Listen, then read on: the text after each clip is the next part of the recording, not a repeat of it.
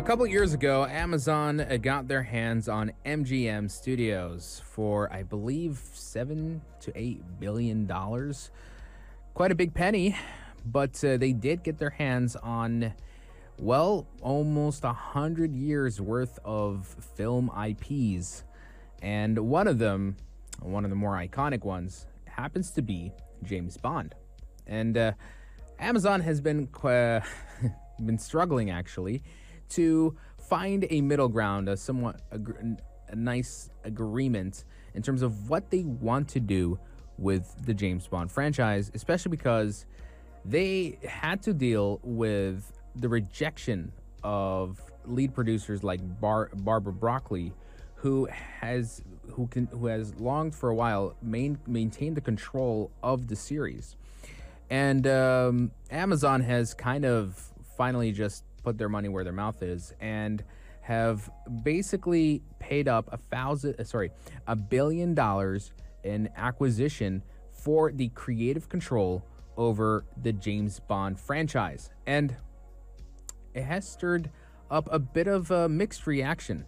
Even I feel a little worried, concerned for what Amazon could do with the James Bond franchise from now on, particularly, as the deal grants Amazon the authority to steer the future of 007 without needing further approval from the lead producers like Barbara Broccoli herself.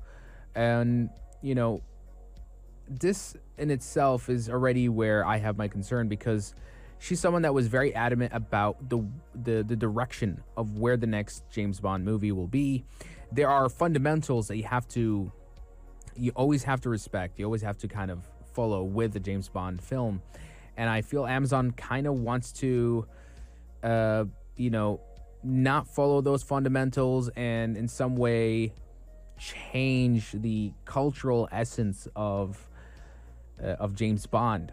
A deal like this could end up mean that Amazon not only has the power to make films, but they also could potentially make a few TV spin-offs, as well as signaling a significant departure from the franchise's past. The biggest concern, honestly, is because of Amazon's track record. It has a vast influence in the entertainment. And because of this, they have gotten their hands on adapting things like the Rings of Power and the Wheels of Time. And these are honestly, I look at them as cautionary tales, because both of those shows have faced a heavy criticism for deviating way too far from the source material and attempting to inject modern sensibilities that honestly have alienated longtime fans. It has alienated me. I'm a huge Lord of the Rings fan. When I saw what they did with Rings of Power, I ultimately concluded, even after season 2, and realizing that they spent $1 billion on this show, I just concluded that Rings of Power is nothing more than a poorly written piece of fan fiction. And I'm sure those who also are fans of Wheels of Time feel the same way.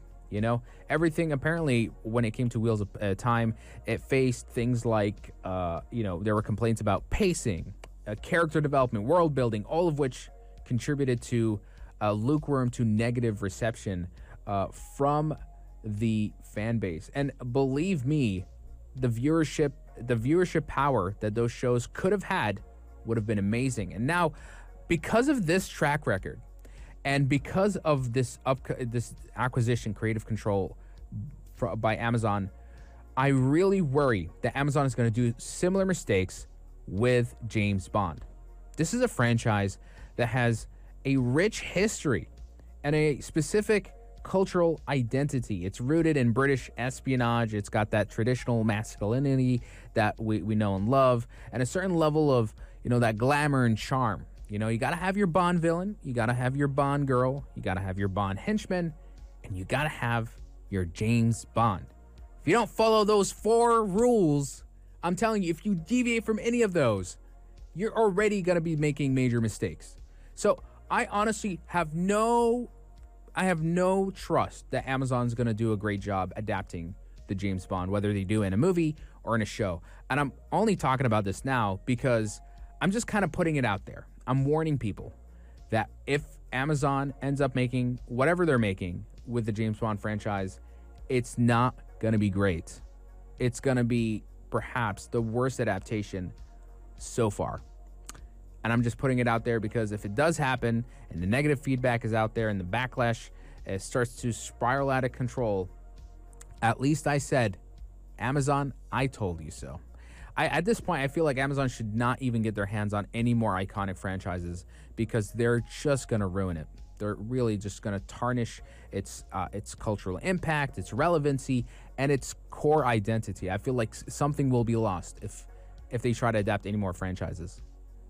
Really, it's a shame. It's a shame. All that money in the world, and yeah, you just can't get it right, can you? It's one of those sweet ironies, I like to say. And with that, guys, we're going to take a short break. We're going to be right back with more news from the world of entertainment. So stay locked and stay tuned to the Evening Buzz.